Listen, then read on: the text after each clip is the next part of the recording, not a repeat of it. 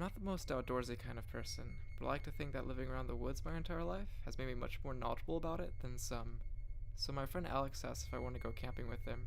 I figured I would enjoy it at least. We planned it out and made our way out to Fredericksburg, Virginia, to a campsite my friend had heard of. Now the regular campgrounds are a breeding ground for rednecks, so we decided to camp a bit away from them in a forest clearing nearby. We set up shop and gathered wood for a fire. Since we still had a few hours till nightfall, we decided to walk down this trail to see where it led.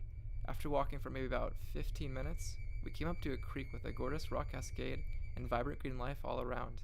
That kind of pristine beauty only comes from the path less traveled. We sat down and rolled up a joint to enjoy the beauty, thinking to post on our trees later about this great smoke spot. Just after we were about to light up, we heard a rustling in the brush across the creek, and we had that oh fuck moment that those of you who smoke know all too well, the fear of being caught. Just after setting our hearts racing, a small family of deer emerged from the brush before meeting eyes with us, and then quickly making their exit. We laughed thinking how foolish we were to think that there was another human soul around. We smoked our joint and enjoyed some music from our phones. Sitting there was probably one of the best moments of our trip. After maybe an hour or two and another joint or two, we started to head back to camp. I silently thanked whatever gods might be watching that Alex could and would set the fire for me, because I was far too stoned to deal with it. And once it got dark, he did just that. After a while, I was finally coming down and feeling a little tired, but I couldn't get this uneasy feeling out of my head, like there wasn't enough background noise. I mentioned it to Alex, and he finally noticed the silence too. Apart from our rustling fire, the woods were completely quiet. Not even a cricket out in Virginia during the summer. The sound of crickets would have been a pretty oppressive sound to deal with. He was still pretty high, so we brushed it off. But as the more sober one, it really started to get to me. I stood up and walked the perimeter of the camp while smoking a cigarette, and the minute my cig was lit, I felt uneasy. Somehow I just felt naked in the open, so I made my way slowly back to the fire and Alex. Just as I sat down, I saw a deer like the ones we saw before run right past our camp in a panic. He and I both exchanged a what the fuck glance, but kept on enjoying ourselves. Hey, you have a light? We whipped our heads around, and standing behind us was a guy taller than either of us. We are both like 6 feet or more. He had the kind of shitty clothes that came with living in the poor areas of Virginia. I was freaked out that he was so easily able to walk up to us, without us realizing, so I stuttered out an affirmation, and tossed him my Nirvana lighter I had in my pocket. He made no move to catch it, but went to his knees and picked it up from the ground. It was then that I smelled him, this awful mix of rot and body odor that made me wonder if he hadn't showered in days and was hunting recently. He pulled out a hand-rolled cigarette that I at first thought was a joint. While still on his knees, he lit up and then stared directly at me. Alex spoke up and then said, "Hey man, it's okay and all, but we want to have a private night if you don't mind."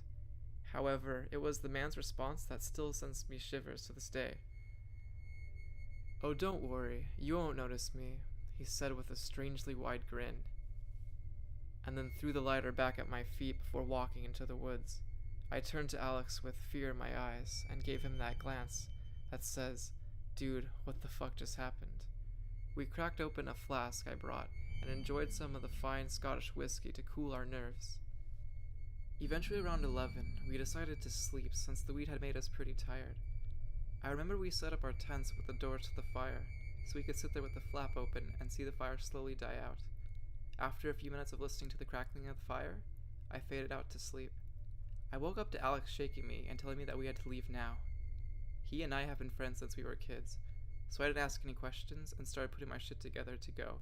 I realized that my tent flap was facing the woods, and not the fire anymore. Panic swelled in my chest as I realized why Alex woke me up. I don't think I ever packed my shit so quickly in my entire life.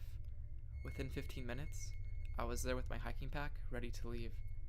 As I bent to pick up my hunting stool that I bring out with me as a quick seat, I noticed nearly a dozen cigarette butts around the fire.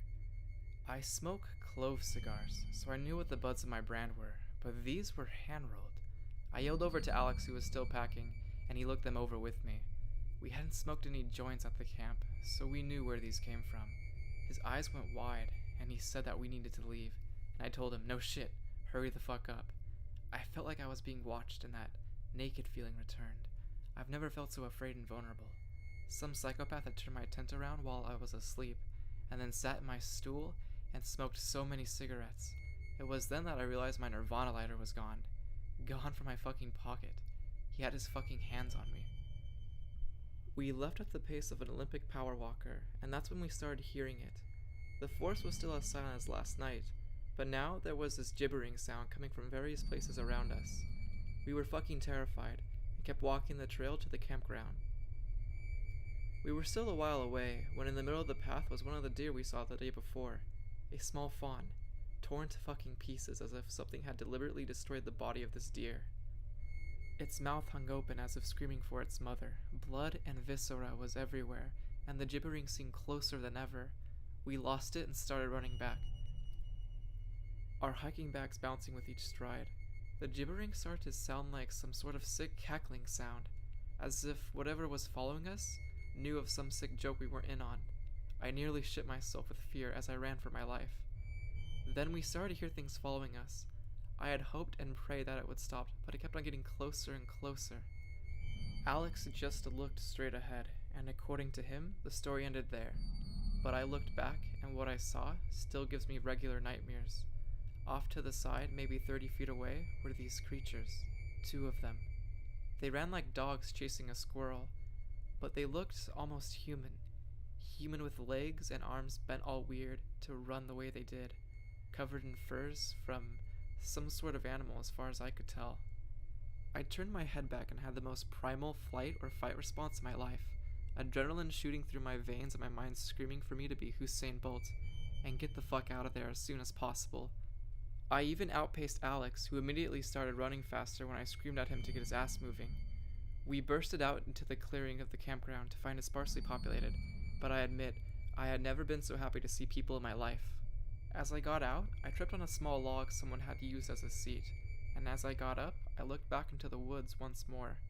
I saw these creatures stop their chase, and I could just barely see them in the brush, but they reared up and were easily 7 feet tall. I peed myself right there a little bit. But what happened next is what truly terrifies me. Hurled out of the woods at an incredible speed was something I couldn't even see until it hit me square in the chest. It even left small bruises I saw later. It was my lighter, which had fallen to the ground. We immediately got in the car and got the fuck out of there, driving easily 30 above the speed limit the whole way home. When we got to the driveway, I almost cried from all the stress of it all before I went inside to get out my clothes. Alex and I huddled together in the living room for the longest time, as I told him about what I saw. He believed me amazingly enough, but thank God we got out of there okay. We would never be going camping again, we promised each other. The next morning, as I went out for a smoke to calm my still racing nerves, sitting outside on my deck table was my Nirvana lighter that I had never picked up off the ground. With the recent influx of woodland and nature-related stories, I figured I'd finally share something that I've sort of been trying to forget for years. I've never told anyone about it, including the individuals involved, because I've always been a skeptic myself. And how can I expect someone to believe my stories when I always hear theirs with a critical ear? Nonetheless, everyone on Nosleep seems receptive, and if anyone has had a similar experience, can you please explain what happened? I'd love to hear it.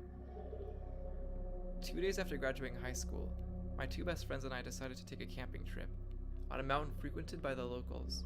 Although it's by no means in the middle of nowhere, the town it is located in is a bit smaller and by no means a bustling metropolis. My friends, Brian and Greg, were 2 years older than me and had taken the trip to celebrate their graduation, and figured they'd introduce me to my college-age years by doing the same thing. We packed up all the necessities: a tent, chairs, horrible light beer, and the whole 9 yards. It was nearing dusk when we began hiking up to the camping area, which was about 4 or so miles from the base of the mountain. We set up camp and shot the shit, happily exchanging drunken anecdotes while snacking on the burnt hot dogs that we attempted to cook in on the on-site fire pit, and eventually passed out around 2 a.m. Not long after nodding off, a noise sent me out of my sleep. I was pretty intoxicated, but I could make out what sounded like music coming from outside of my tent. I assumed that it was Greg or Brian's phone going off, and I tried to ignore the sound by rolling over.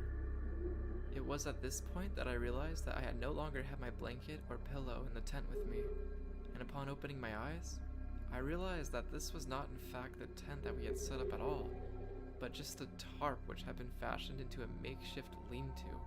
My buzz was instantly replaced with full-blown panic as I broke out into a cold sweat.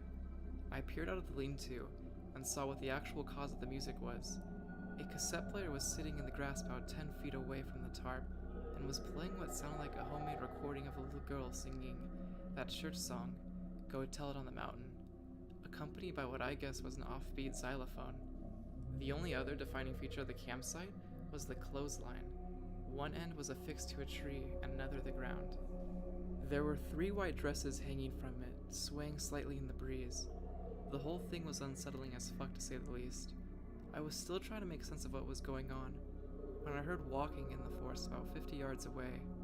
I froze, not wanting to believe what I was experiencing, hoping that when I opened my eyes, I'd be back at the tent, but no such luck. The rustling slowly got closer and closer. The tape abruptly clicked as it came to an end, and the rustling became what sounded like a full-blown sprint. I tore off down the mountain, stumbling a few times and ripping open my knee on the gravelly trail. I didn't even realize it or feel the pain until the next day. I was so full of adrenaline. I don't know how I managed to make it back to the base of the mountain where we'd parked. I locked myself in the car and waited until morning. I guess I managed to fall back asleep because I was awoken to Greg tapping on my driver's side window. He and Brian gave me some shit about how I was such a pussy for not being able to stick it out the whole night on the mountain. I let them rag on me because I figured it would be easier than trying to explain the truth to them, and I didn't quite want to revisit it myself. It wasn't a couple weeks later that I dared to ask the question that had been nagging me. I couldn't help but wonder how they figured out that I had gone back to the car. I asked Brian when we were hanging out playing video games a couple nights later, and he told me that they'd got my note, and they just assumed that I'd gotten scared and went back to the car. I asked him what note he was referring to, as I definitely have no recollection of leaving one. He swore I did, and claimed that he had still had it in his camping bag. After rummaging around a few minutes, he produced a scrap of paper that simply said, "Out walking." I slowly nodded and said that I guess I must have slept route. He laughed as he crumbled it and tossed it towards the garbage can. It's been 3 years since that night, and I can't explain the events of that camping trip, but I do know one thing. That note wasn't my handwriting.